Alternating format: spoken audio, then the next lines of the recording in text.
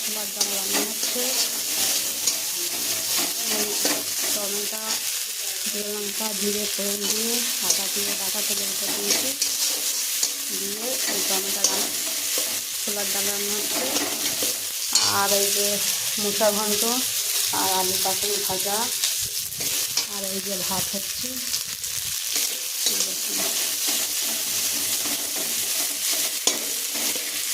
টমেটোটা ভেজে দিই, ভালো লাগবে খেতে।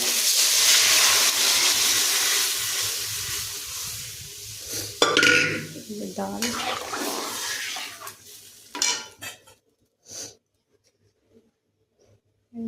নুন দিলাম, আর এই যে হলুদ। আজকে শনিবার তো নিরামিষ খাওয়া আমাদের বাড়ি। আমরা আশা করি আপনারা সবাই ভালো আছেন, আমিও ভালো আছি। যদি ভালো লাগে লাইক কমেন্ট শেয়ার একটু করে দেবেন। আমাদের ভালোবাসায় আমি ভালোবাসা পেলে খুব খুশি হব।